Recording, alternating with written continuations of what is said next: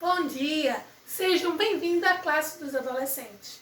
Nós vamos estar dando continuidade à nossa revista Verdade ou Mentira? As estratégias de Satanás e a vitória em Cristo. Hoje nós estamos na lição de número 9 e vai um alerta, tentação, estratégia do inimigo para nos seduzir, será? Para nos destruir?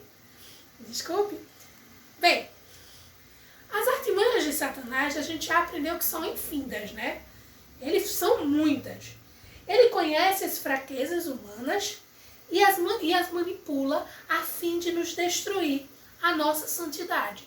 E com os adolescentes, com vocês, meninos, não é diferente. E hoje a gente vai estar aprendendo o agente super secreto. Nosso versículo-chave está lá em 1 Pedro, capítulo 5, versículo 8, que diz: estejam alertas e vigiem. O diabo, o inimigo de vocês, anda ao redor, procurando a quem possa devorar. Então fiquem alerta. Eu pergunto a vocês, você conhece algum agente secreto? Tem um monte de filmes que mostram agentes secretos. Eles trocam de identidade, mudam a voz, criam disfarces e agem sorrateiramente. Preparam armadilhas, tudo para conseguir o que querem sem ser descoberto. Agentes secretos, eles mentem, eles enganam, se escondem, roubam e até matam para atingir o seu objetivo. E fazem tudo isso sem revelar a sua verdadeira identidade. Ninguém deve descobrir quem maquinou toda a confusão. E aí, você conhece algum agente secreto? Não de filmes, tá? Mas de verdade. Será que por aí existe mesmo algum agente secreto? Bem, ao nosso redor existe sim, o tempo inteiro nos rondando.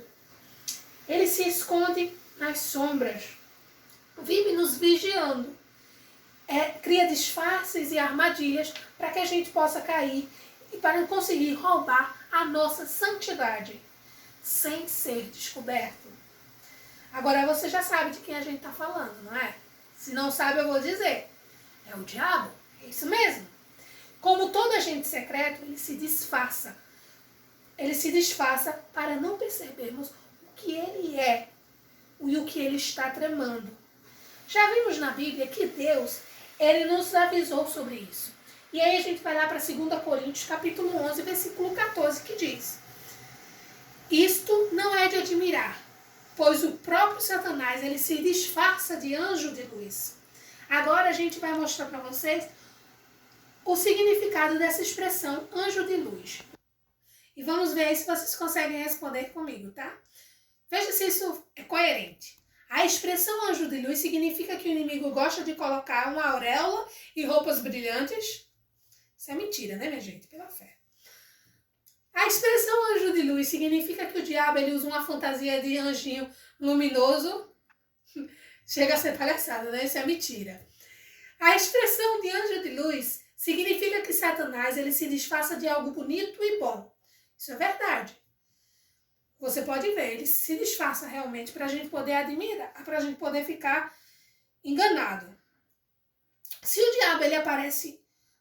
diabo aparecesse horroroso na sua frente, você fugiria, não é mesmo? Então ele precisa, exatamente por isso, ele precisa se disfarçar de coisas bonitas, de algo bom, de algo legal e interessante.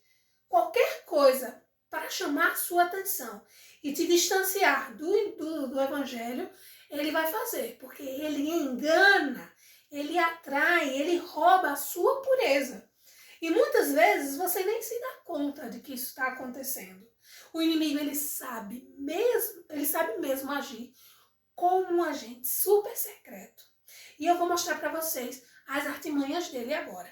Um agente secreto sedutor. Você já foi a uma pescaria? Já viu algum pescador colocar um pedaço de madeira num anzol? E um pedaço de pano, você já viu? Claro que não, né, minha gente? Por quê? Porque para o peixe morder um anzol, o pescador precisa colocar coisas que o peixe gosta, certo? E é exatamente isso que o diabo faz. Ele age conosco dessa forma. Ele nos oferece coisas que tem uma aparência...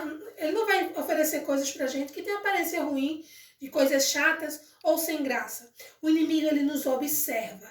Ele vê aquilo que mais nos agrada e maquina um plano para nos seduzir. Pacientemente, ele procura uma isca, uma coisa super atraente, um ambiente legal, uma companhia bonita, e então ele lança o anzol e está armado a cilada da sedução. Então, muito cuidado para vocês não caírem nessas ciladas, tá? Eu digo a vocês, fiquem espertos. O diabo, ele é um agente secreto do mal. Ele conhece as coisas que você gosta e vai usá-las para atraí-lo, usando de sedução até convencê-lo a pecar. Então, bota a anteninha ligada para não cair nessa, tá bom? Ele também é um agente secreto tentador. Ninguém escapa das artimanhas de Satanás. Certamente, esse super agente do mal nos observa para destruir, para descobrir do que gostamos, pelo que nos interessamos, quais os nossos pontos fracos. Então, ele cria armadilhas bonitas, agradáveis e atraentes para nos seduzir, que são as tentações. Aí eu digo para vocês, tentação é o quê? Tentação é tudo o que nos incentiva a nos provocar, ou tudo que nos incentiva, nos provoca ou nos impulsiona a pecar. É quando dentro de nós despertamos pensamentos, sentimentos e desejos para fazer algo que desagrada a Deus. Em Tiago, capítulo 1, versículo 14 e 15, a gente vai ler aí por parte, tá bom? Vamos pegar a primeira parte, que diz assim: cada um é tentado pela sua própria cobiça. Cobiça é o quê? É um forte desejo. Quando esta o atrai e seduz. Quando a gente é atraído pela nossa própria cobiça, nós sou atraído pelas coisas que mais gosto e tentado pelas que mais me interessam. São as coisas que despertam meu interesse e que mais desejo que Satanás irá usar para me tentar, atrair e seduzir. A cobiça, vamos lá para a segunda parte. Então a cobiça, depois de haver se concebido, dá a luz ao pecado. E o que é que ela faz? Quando me deixo dominar pelo desejo mal, cedo à tentação e acabo pecando. Quando deixo a tentação me seduzir, não resisto e cometo o pecado. Então aí ele vai gerar o quê? Vai dar a luz ao pecado, né? Depois que a gente dá ouvido à cobiça. E o pecado, uma vez consumado, ele gera a morte. A morte é a consequência do pecado. Quando eu escolho pecar, me afasto de Deus, que é a vida. Aí eu digo para vocês, meus queridos, o pecado, ele começa no desejo. O diabo, ele faz coisas erradas parecerem bonitas, atraentes e nem tão erradas assim. E isso alimenta o seu desejo por fazer essas coisas que o afastarão de Deus. Aí eu pergunto a vocês, o que você escolherá? Seguir o que Deus, obedecer a Deus ou desobedecer a Deus, dando vazão ao pecado, aos desejos? Aí para vocês não ficarem, mas eu não sei, vou dizer para vocês aí os 7 estágios da tentação. Primeiro, você olha. A tentação, ela usa algo que você vê, que o interessa, que desperta a sua curiosidade. Então, queridos, cuide para o que você olha. Cuide para o que você olha. Segundo, vem aí a cobiça. Você cobiça. Primeiro você olha, depois você cobiça. Você viu e agora deseja muito ter ou fazer um desejo forte, quase incontrolável. Aqui que eu digo a vocês, zele por esses desejos. Cuidado. Depois vem o quê? Vem a sedução.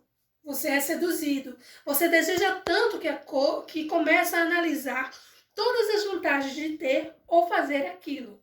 Procura se convencer de que será bom, de que valerá a pena, de que tudo não tem nada de errado. Então, minha gente, estude a palavra para não cair nessa. Aí depois você concebe o pecado.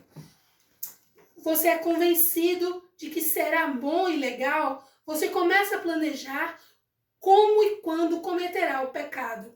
Aí eu digo para vocês, ore e diga não ao pecado. Se você der luz à tentação, né, você der atenção, vai nascer o pecado, que é o momento em que você decide pecar e tomar certas atitudes para fazê-lo.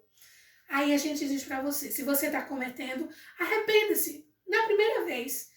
E se está aprendendo agora, arrependa-se agora e deixe.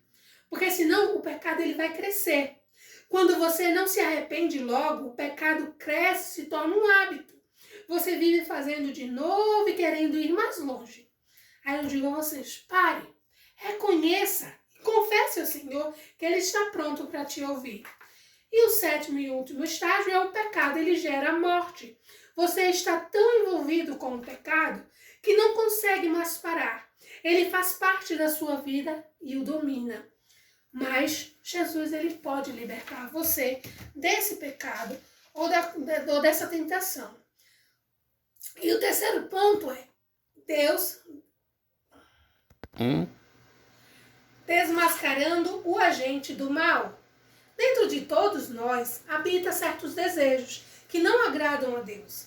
Satanás, ele vive nos espreitando para conhecê-los, despertá-los e aumentá-lo, até que a gente escolha atender a esses desejos malignos. Por isso, o diabo ele é o tentador. Sentir-se tentado não é pecado. A tentação é o que vem antes da prática do pecado. O pecado só acontece quando você escolhe ouvir a tentação. Quando diz sim ao desejo de desobedecer a Deus. Adultos, idosos, crianças, jovens e adolescentes, todos sofrem tentações. A diferença está entre os que resistem e os que caem. E os que dizem sim e os que dizem não. Vamos ver na Bíblia as pessoas que Satanás tentou seduzir. Vou mostrar para vocês aqui já tudo prontinho. Resistiram à tentação. Jesus, está lá em Mateus 4, tá? Jó também resistiu à tentação. José resistiu à tentação lá no adultério, né? Que a esposa de Potifar queria seduzi-lo para ele adulterar e ele disse não. Não resistiram a tentações. Judas, Ananias e Pedro, quando pecou, quando rejeitou Jesus 3 vezes. E aí a gente observa que isso pode acontecer, mas que a gente precisa obedecer ao Senhor, porque ao enfrentar a tentação, o que importa é o que você faz. Escolha sempre fazer a vontade de Deus, meus queridos, porque é dessa, você seguindo a vontade de Deus, você será muito feliz. Aí eu digo para vocês, agora é hora da mudança. Vamos começar a ativar a mudança na nossa vida a partir de agora. Qual é a melhor maneira de não cair em tentação? Vamos ver a resposta? Para evitar cair em tentação, você precisa tomar algumas atitudes. Que Deus ele pode nos ajudar a vencer essas tentações, tá? Seja com as companhias que a gente tenha, não alimentando, vendo livros que não agradam a Deus, livros, revistas, aplicativos, coisas da internet. A gente precisa ler a Bíblia, tá buscando ao Senhor o tempo inteiro, né? Ouvindo músicas que edificam a nossa alma. Ocupar também os nossos tempos livres com coisas que sejam santas, para a gente não nos desviar. Memorizar versículos e por aí vai. Participar com frequências dos cultos na igreja, seja online, seja buscando. Fala com a tua líder, fala com um colega que você se espelha, para que se você tiver dúvida, para a gente poder estar cada vez mais unido. Porque Deus, Ele é fiel e nos ajuda a vencer as tentações. Ele não nos deixa sozinho na luta contra elas. Ele está sempre conosco, cuidando de cada um de nós. Hoje, a nossa lição vai ficando por aqui. Que Deus abençoe a todos vocês. Vamos orar encerrando a nossa escola dominical. Senhor maravilhoso Deus, te agradecemos, ó Pai, por este tempo, Senhor, que nós estivemos aqui juntos aprendendo mais de Ti. Nos ajuda, Senhor, a vencer as tentações. Cuida de cada menino que aqui está assistindo, cada pessoa que aqui está assistindo nesta manhã, Pai. Abençoa a vida de cada um deles. Nos ajuda, Senhor, a estar cada vez mais comprometido contigo, Pai. Abençoa, Senhor, e faz que a gente tenha um dia tranquilo, um dia em paz. Em nome de Jesus, amém.